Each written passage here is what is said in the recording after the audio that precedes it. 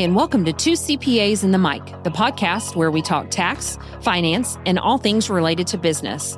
Whether you're a business owner, working professional, or someone who wants to start a career in accounting, this is the podcast for you. Hosted by CCK Strategies partners Jeff Frable and Sara Mays, we dive into relevant business and tax matters with working professionals to make these topics less intimidating, relatable, and dare we say fun? Let's get down to business. Welcome to another episode of Two CPAs and the Mic. We're so glad you joined us today. We're here to cover relevant business tax and accounting topics for entrepreneurial business owners and other professionals, whether or not they're in the tax and accounting profession. We're also here to share practical information without all the stuffiness and the jargon that's stereotypical of our industry. Thanks for joining us today. Today, we are talking about the Internal Revenue Service and other state tax agencies. We're going to talk about how scary it can be for people, why they shouldn't be scared, how to deal with the IRS, and the different changes going on at the IRS these days. So I'm Jeff Frable. I've been a partner at CCK Strategies for 20 years, been here 25, and I have my trusty co-host today, Sara. Hi, Sara. Hey, Jeff. How's it going? Hey, everybody. I'm Sara Mays, and I have been with CCK for 18 years and a partner for a handful of months. Yes, great handful of months. Yes. Hey, Christy Porter, how are you today? Morning. Good morning, everyone. I'm glad to be here with you. I am Christy Porter. I've been with the firm for about 10 years. I'm the Director of Business Growth and Development. Glad to be with my teammates this morning. Yes, she is our trusty on-air producer who keeps us on the straight and narrow. So we always appreciate Christy and her input. But it's not about us today. It's about the person who's on the mic. We are really the mic. That's okay. There's the new intro. Nice. I know. We need to get like an echo. The mic. So anyone that's been listening to our shows knows that that's a very key part to our show is not just the two CPAs that are talking, but the person that's on the mic. And today we have a very special guest. We have one of our partners, Luann Rinowski. Good morning, Luann.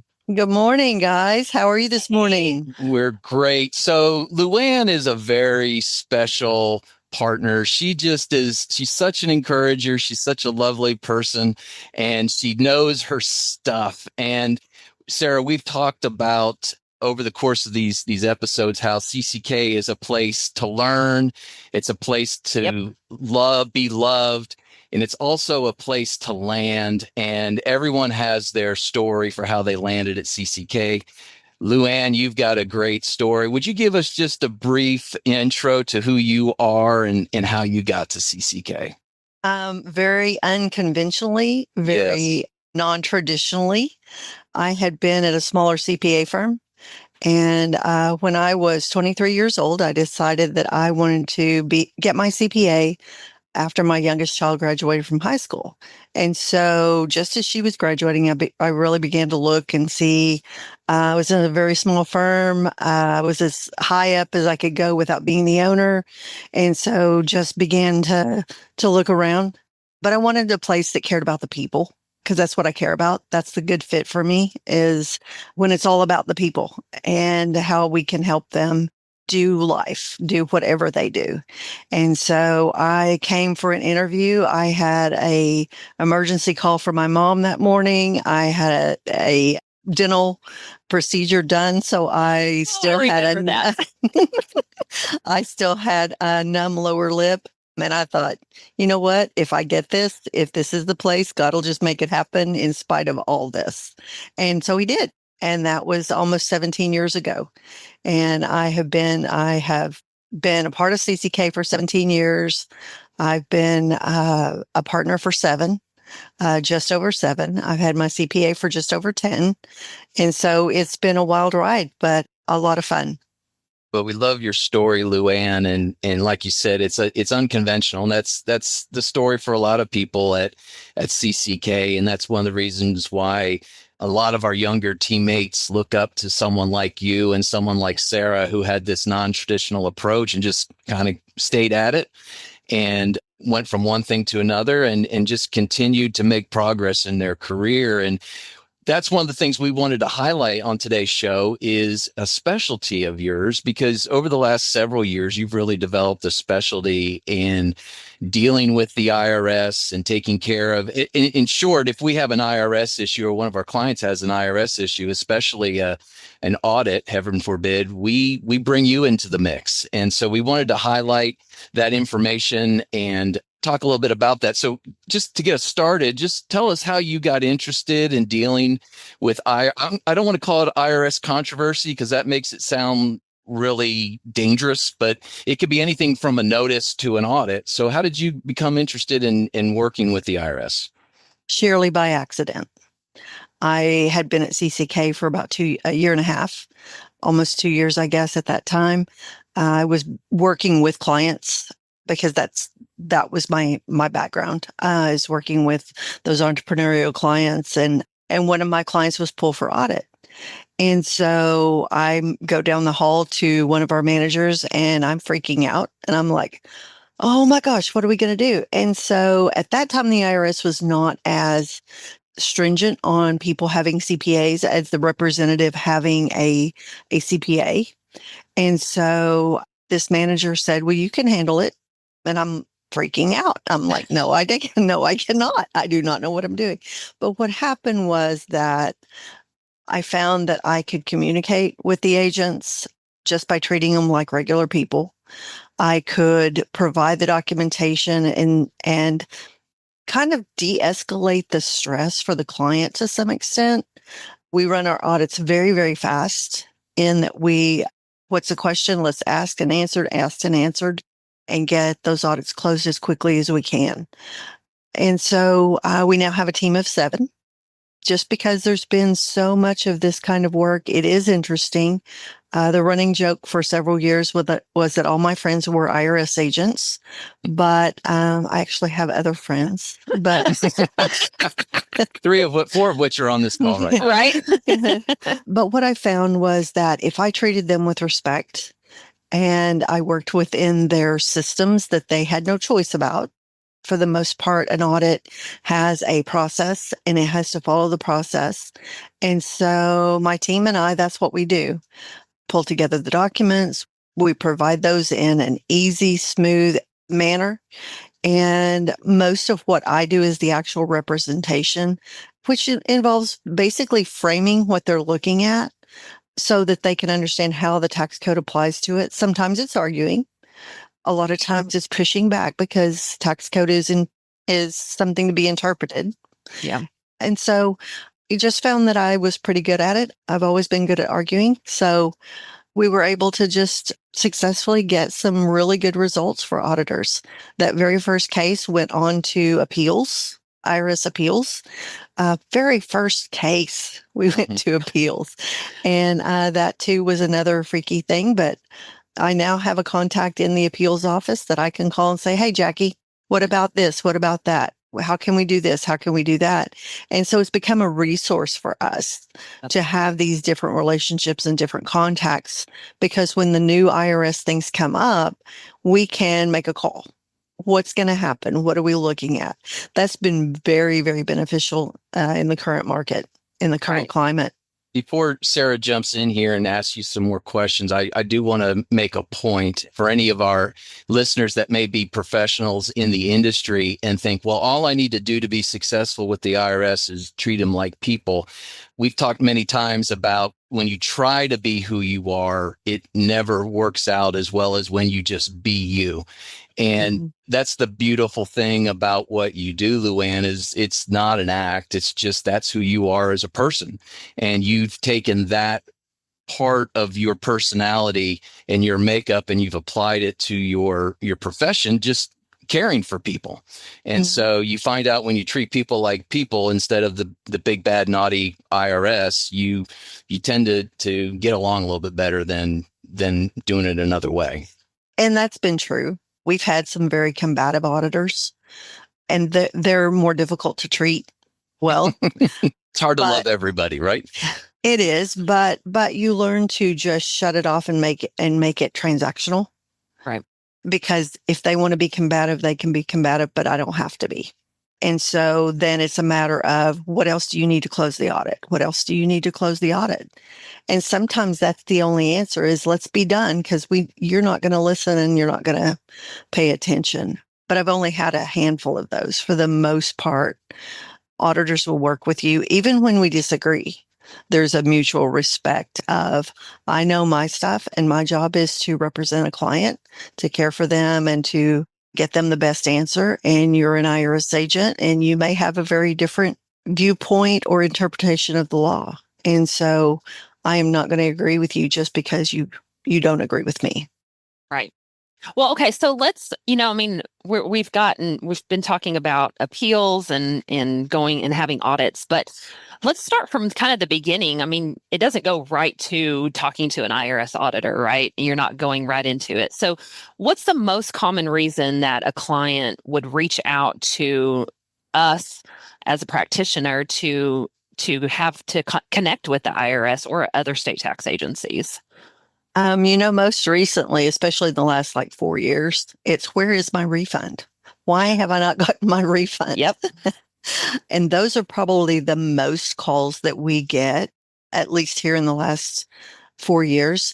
During the pandemic, the IRS shifted and adjusted, and they did not have systems that allowed them to work remote for the most part.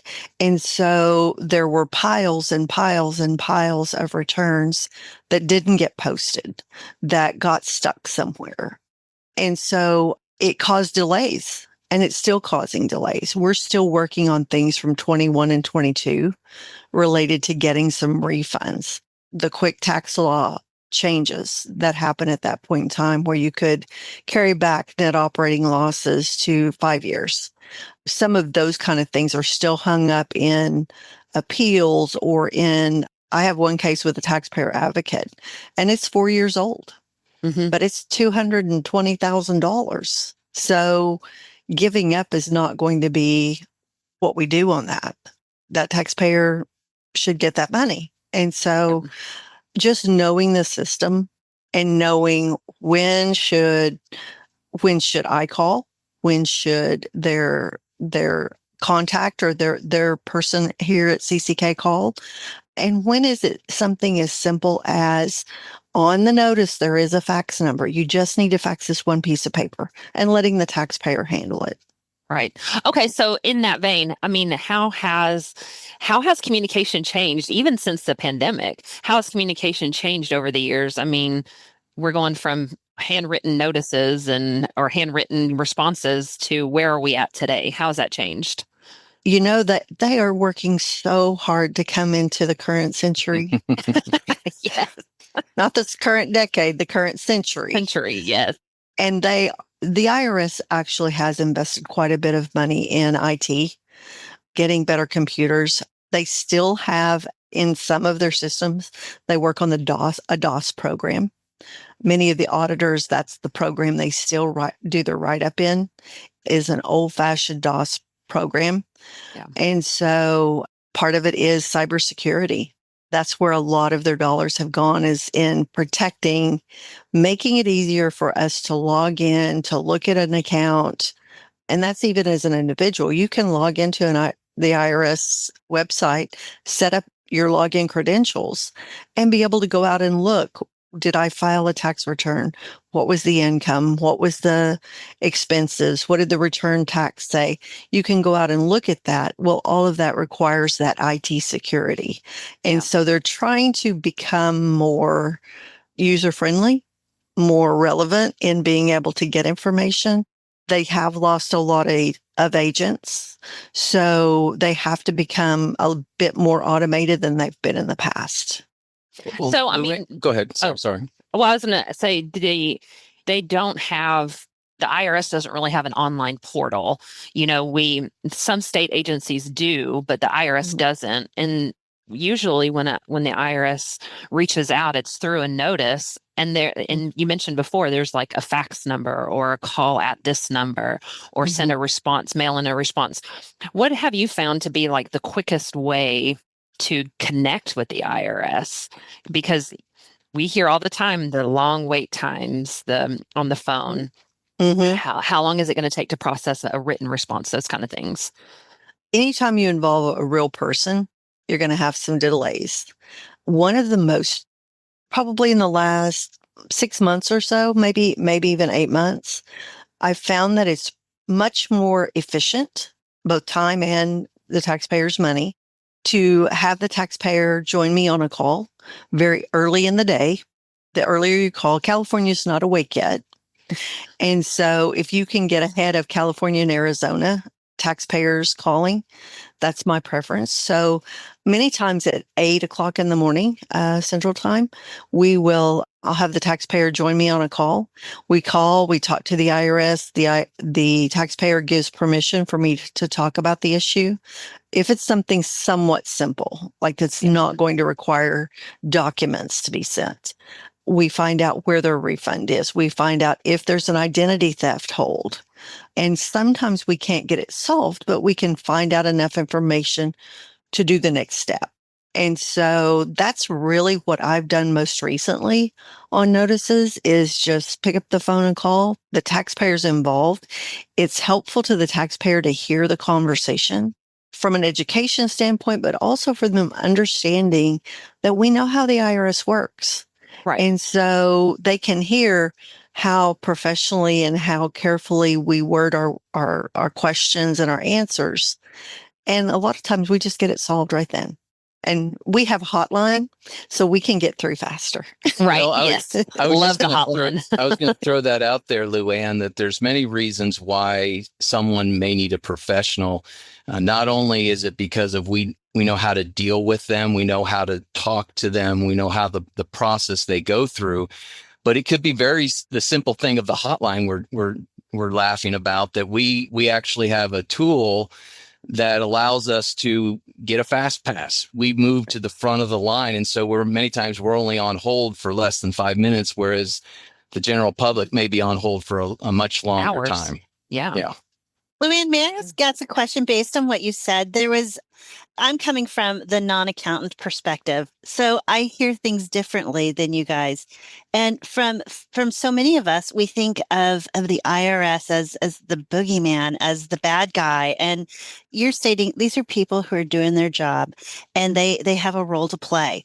But you also mentioned oftentimes there may be an identity theft hold, and ultimately that's protecting me. They see something that's up. That's something, there's a red flag. Do you see a lot of other ways that the IRS actually protects the end user? They do. They've done a lot related to the identity theft. They have a specific forum. They have a specific call line. Unfortunately, and this is really across the board, for any tax strategy for even individuals, somebody somewhere sees it as a game, and they decide, oh, I'm going to file a fraudulent return. Sometimes that's on a business, sometimes that's on an individual, or they're going to misuse the letter of the law in a filing. And we've seen a lot of that over the past few years, where there's an awesome tax code related to a really cool opportunity, and somebody decides to abuse it or take advantage, and they cheat, basically. And so some of the things that are in play are to protect not necessarily just the government, but to protect the individuals. There was a group, and I don't remember, you guys might remember better how long ago, that would go out and file hundreds of fraudulent 1040s, where maybe those people only had like a W-2. It wouldn't even necessarily be our client base, but they might go out and file hundreds of personal returns. And so the IRS is continually adapting and improving and changing their filters so that they can catch those. And they're filing those fraudulent returns to attempt to get refunds. Correct. Yeah. So that's why the IRS has really stepped up their game, so they're not sending out fake money. Right. Well, and then the money goes out, the accounts have already been closed where the money was deposited. Right. And our clients or our taxpayers still have to file a paper return. They have to wait months and months to get their refund that is legitimate. And so that's the long answer to your question, Christy, in that they're trying to make sure that someone is not getting our Social Security numbers or birth dates and misusing them. Yes. So with that, we have to talk to the IRS. We've got to talk to other state tax agencies. And I mentioned earlier, what's the common reason that a client would need to reach out? But what's the most common notices, and why would the IRS or other state tax agency be contacting the clients? What's the most common notices that you've seen? Missing documentation. Both from a business and individual. Yeah. Missing documentation, missing attachments to tax returns. There are certain forms that they might be looking for. The IRS has a system where they run most returns through a data mining type system. I don't know what really to call it, but they data mine. And so if you only have $100,000 worth of income, yet you have a mortgage interest of $50,000, then that's going to set off a red flag, and they're going to ask for a calculation on that. And so this system that they have where they do the data mining, there's parameters for if you only make $100,000, there's no way you can have a house that's that much. So did you make a mistake? Is there a typo? Is there an error on the return? And so those are the notices we see most of the time is something on your return doesn't make sense or something's missing. And that doesn't necessarily mean it's wrong. Right. It's just that it doesn't make sense. Right. Within the parameters of their data mining. Right. And on that data mining, they're data mining not only the returns that have been filed, but they've also already data mined any other returns that have been filed by others, i.e. 1099s or W-2s, anything that's coming in from an employer or another business, those are being put into the system, and then they're comparing the two, right? Correct. And that can flag a notice very quickly is there's a 1099 that you got for selling a widget and you didn't report it on the return, or they don't see it separately on the return. And so they might send you a notice, and that notice might be, hey, we've increased your tax by X. Well, maybe you file that on a Schedule C or a Schedule E business. And then it's just a matter of going back and going, oh, this was already reported and here it is. And it's pretty that simple. Right. And it's pretty automated. I just want our listeners to know that's pretty automated. And those notices that come from those mismatches are pretty automated. There's not 10 people in a back room ticking and tying numbers between tax returns and what information they were provided, right? Correct. Well, the other part to that is, so this matching system that you're talking about, which often is more prevalent on the individual side than the business side.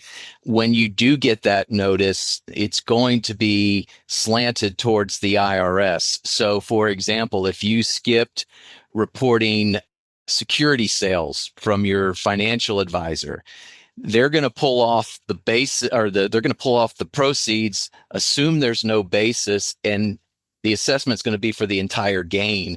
Whereas that does require a response from you to go, no, I do have basis in this that needs to be considered to lower my gain. So always know that those notices are always kind of slanted towards the IRS. Right. And they can, and to say that a different way, the notices are based on the information the IRS has at hand. Yeah, that's true. So whether it's positive or negative, it's only based on what they know, not what they think. And so they send those. And, just to speak to that, they are lot of automated notices. Open the envelope. We That is what I was going to ask next. Yes. So what works for a resolution? I mean, should I just ignore those envelopes that come from the IRS? open the envelope. Yes. We have taxpayers that will bring a handful of notices in Mhm. that are over many months. And by the time we get them, now we're at critical stage of Right. they're going to issue a levy or a lien or something like that. Just open the envelope and not put it in the back drawer, but just open the envelope. And so, that's funny, but it's real. It is real. The term IRS, that return address on an envelope, completely. I got one on a change of address. Yep. And I looked at it and I thought, oh, shoot. Well, and Before you open it, yeah. Before I open it. forbid if it's certified. Right. Yes. That even makes the anxiety higher. But Sarah, I think you made a good point that even if it looks scary, there may be a reason why, and it just needs to be resolved. Therefore, don't ignore. Yes. Right. I'd like to just hearing the way you delivered that, just open the envelope. Again, going back to our listening audience, people who may not be professionals, hearing that gives me the ability to kind of go, okay, I have been panicking over this for weeks. And Luann said, just open the envelope. It's almost permission to not freak out and work with somebody. This is what I do every day. It's okay.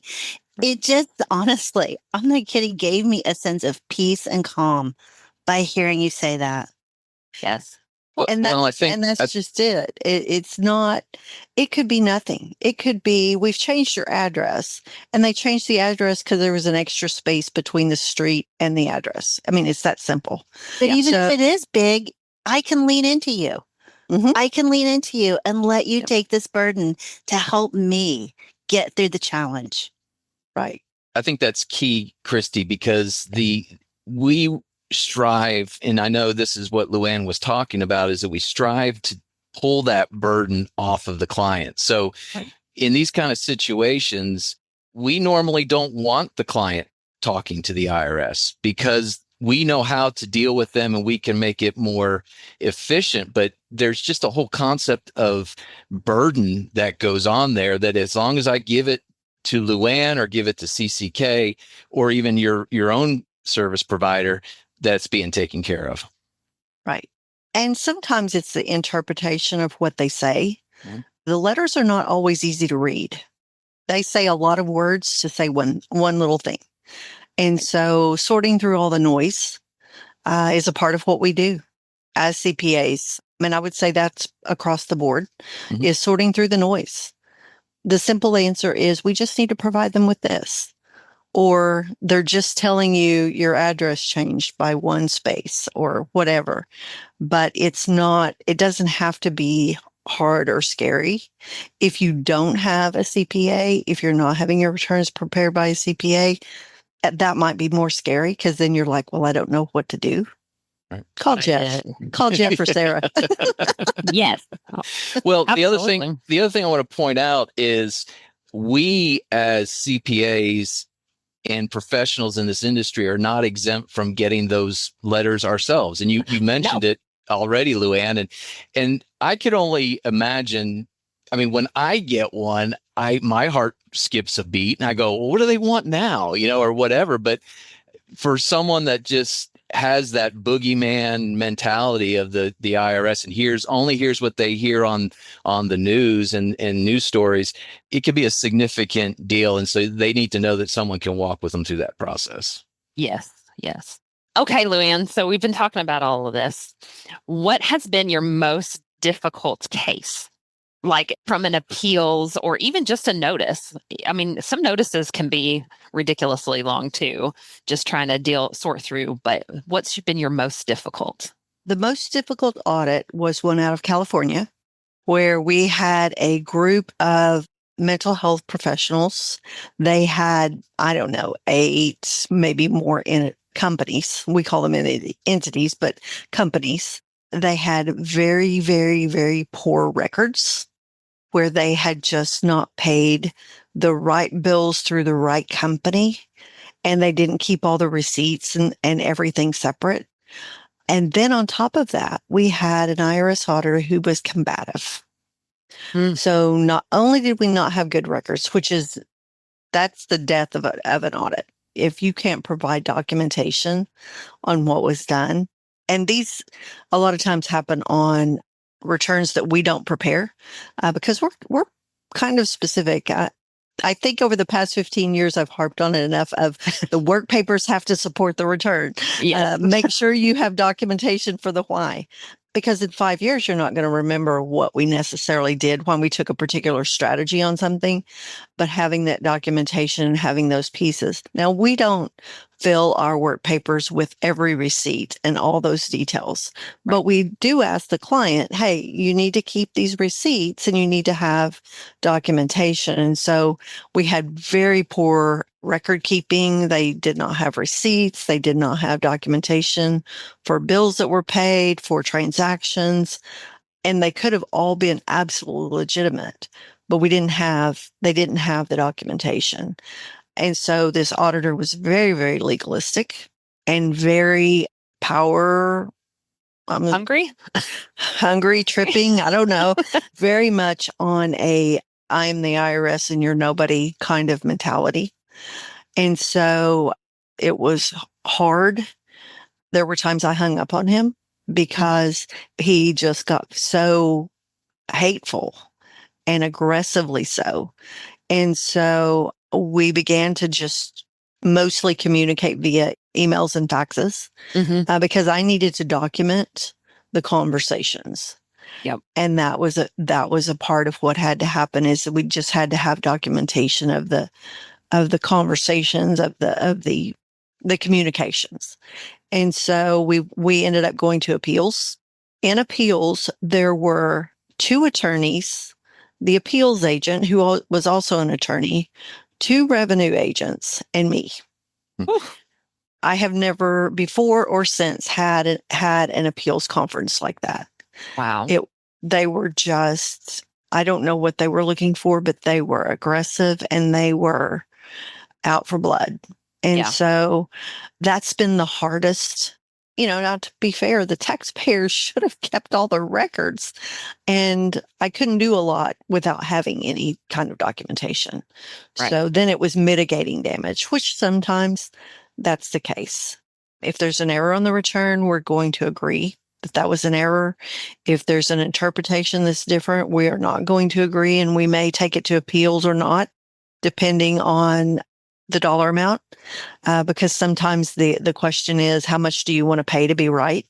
Right. And you get to that when you cross the end of an audit, you get to that thought process, the hazards of litigation. And so we're able to do that. There are 2 of us that do the actual representation. And then we have a team of 5 who helps us put all the documentation together. Ben and I do the representation, the conversations with the IRS, and then the rest of the team pulls things together, but they are so good at what they do. So the lesson from this is you need to have your stuff together, right? You have to have your documentation. So it is. So listeners, listen, when we're harping on, we need documentation, or you need to save this in your safe or in your computer documents. Yes, you need to save it, just because, like you said, Luann, you're not going to remember in 3-4 years down the road. And if your return's pulled for audit, you need to be able to supply why you did what you did. Luann, can I ask you a question real quick, Luann, about the one thing we don't want to convey is additional fear with our listeners if they get an envelope or a letter from the IRS. Because rarely does it go from envelope to appeals. Can you speak just generally about audit rates and that? Because a lot of times most of the time you're getting a notice, you resolve it, and you're done. There are times when it goes further. Can you kind of give an idea of not necessarily the percentages, but just from a big picture perspective, how much that happens? I don't know that I know percentages, but it depends on the type of audit. The IRS has several different types. Some of them are correspondence audits, which is not a conversation with an auditor. It is providing documentation related to maybe your mortgage interest, which is one of the main ones, because it's just here are the 1098s, and here it is, and here's the calculation, and look at it. It's just right there on the return. So proving out certain types of deductions on a Schedule A, the itemized deduction form. Sometimes it is on an individual audit. Right now, we're seeing a lot of audits on rental properties. If a person has quite a few rental properties, then the audit might be on those. But like the last couple, we've had really good books and records. So then the question becomes, was this person active in the rental? Like, did they run the operations? Did they have a management company? Exactly what was the role? And that tells us as tax preparers how to present that on the return. And so that's kind of coming under question. That seems to be one of the things that the IRS is looking at right now, is that passive versus active versus rental real estate professional. And so we have some of those, but generally we don't end up going to appeals unless it is a significant adjustment that we have a different interpretation of the law, because you have to provide all the documentation you have to the auditor.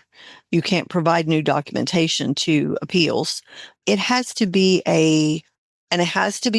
worth adding another year or so to the audit, because appeals is backed up. It's going to take a while to get assigned an officer and have the conversation. And so we're very, very specific in what's best for the client. Is it going to be beneficial for them? How much stress is it going to cost? Because sometimes the cost isn't dollars. Exactly. IRS audits are stressful, and they're stressful from the beginning to the end for a client or a taxpayer. That's why we run them so fast, is if we can shorten that length of stress, they're going to appreciate that. There are other professionals that slow step it and continue to kick the can down the road as long as they can, sometimes in hopes of fees, sometimes in hopes, if it's a part of a larger campaign, in hopes of somebody else paying the legal fees to get to the answer.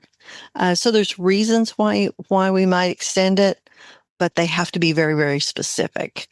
There are also audits on large business and international returns, which is a completely separate audit group with the IRS. There's small business and self-employed, which is most of our clients. And then there's just the individual audits on individual tax returns. So it can have a different scope. Right. All right, Luann, when a taxpayer has gotten the notice and we're going back and forth and we're in an audit, when should a taxpayer what should they never do when they're communicating with an IRS auditor? Most of the time, I would suggest that the taxpayer not represent themselves on an audit, unless it's a very simple, like a correspondence audit. Only because if they have a tax professional, you have to know the systems, you have to know the rules of what to do and what not to do. They should be honest. Don't lie. There's interpretation of the law, which is not, it's neither a lie nor the truth. It's interpretation of the law. But if you have obviously misstated something, own it. That gives you credibility with the auditor. If you lie and they find your lie, they will dig deeper, because then they don't know what all you did lie about. Right. And so that's a part of the professionalism that we bring to the table, is knowing the rules, knowing the scope, being able to stop the auditor to say, you know what, I'm not going to send that to you because that's out of the scope of this audit. If you want to, if you want to look at that, you're going to have to do something else. And so in an audit, you're telling a story, and you're telling the story of what the return looks like and what it should have looked like. And so framing the documents as you send them, here's what was going on in their world. Maybe there's a large W-2, but maybe they've started this other business. So maybe that year they are working 16 hours a day because they've got two things going on. And the IRS is arguing, well, they didn't have time to be able to do this. How do you know? You don't know what was going on in their world. And so painting the taxpayer as a real person, doing life, doing their work, doing whatever it is they're doing, and giving enough context so that the documents are just the substantiation for the story. Right, because the IRS auditor is also framing their own story based on the numbers on the return. Correct. Right, and it's either validating that story or saying, no, this is what really happened. Correct. Yeah. Correct. Luann, as we're getting ready to start wrapping up this episode, can you give some insight and thoughts as to what's going on at the IRS these days? Because there's been a lot of news about, ever since Trump came back into office, about downsizing and things of that nature. Can you comment on what's going on? Because I know you have some insight. You talk to these professionals. So what's really going on there, and what can people expect to encounter? The IRS is still catching up, and they seem to be doing a good job of processing documents as quickly as they can on the older items like the ERC credits and some of those things. They did have a layoff of about 6,000 agents, in February? January and January, early February, which was the new hires. The IRS has had a freeze on hiring for years and years and years until the last 5 years. Like the freeze was, I think, for like 10 years. And then they hired some people. And those are the people that got laid off. Anyone who had a probationary contract, even if they'd been there a little longer or had not been there for longer than, I believe, 5 years, they were laid off. And then you have this huge group of IRS just employees overall, not just auditors, employees that have 20 plus years with the service, but just weren't quite ready to retire. I mean, you could have gone to work with the service when you're 25. Well, you're only 45. So, I'm not quite ready to retire yet, but they are taking their early retirement options because they have that 20 years in, they've paid their time. And so they're taking it and they're getting out. Hopefully we'll see some of those individuals come into the private sector, or that's my hope, because it would be amazing to hire some IRS agents. Yeah. Because they know general ledger accounting. They know what it's supposed to look like. Sometimes they know tax returns and what they should look at but sometimes not so much from the prep side, but more from they understand what they're looking at. And so we'll see what happens. I don't think the IRS goes away, but I'm sure a lot of people would like. I mean, just talk about the wild, wild west. If that right. Yeah. Well, and you have all the states. The tax structures are not going to go away in all the states. So I don't think they're going to go away anytime soon, but I think we are seeing a huge reduction in the workforce. Yeah. Good or bad, to be seen. But I think they are attempting to do better customer service, that they're attempting to resolve issues quickly if they can. The IRS does work in silos. So if you call and that person, you want to have a 1 to 2 sentence explanation for why you're calling, because you don't want to tell them the whole story and then get transferred. Mm-hmm. And have to 3 tell times. it again. Yes. Yeah. 3 times. Yeah. So have, I mean, that's what I would tell a taxpayer if they're doing the calling. Have a 1 to 2 sentence explanation for what you want. Be very clear on what you want. And then just say, can you help me with this? If they can't, they'll transfer you. If they can, then you can dive into details. But that gets you to the place without frustration of I've told this story 3 times already, but you told it to the people that can't do anything, because they do work in silos. They do have partitions in their system as to who can make what changes, who can approve abatement of penalties, any of those kind of things. And so if you talk to the wrong person, they're gonna just tell you they can't make that happen. And so be very specific in what you want, what you're calling about. They can look up your account and see what that letter was related to and get you to the right person. If you don't know, just tell them you don't know, but you got a letter and here's the number. Right. And they can get you to the right person. And so that's what we're seeing, at least from our side. I think there are going to be fewer audits because they are realigning the staff they do have, at least for the short term. Because but they're not going away. I would be very, very surprised if they go away. I don't think they will go away. They still have a lot of things to process before they could go away. But I think we will see a realignment and a settling. They have not been settled since the COVID shutdown, only because they were not prepared. And like us, they were not prepared to go remote. And they did not do that well. Yeah. And they struggled. And yes, we did audits with the large business international group during COVID, but they struggled because they only knew how to do it one way, because that's what their textbook says to do. Yeah. And so they're figuring it out, just like the rest of us. Well, we've had an internal joke for years and years. You were talking about the 2 ways you could approach something. There's a third way. If you don't like the answer you're getting, you can always call back.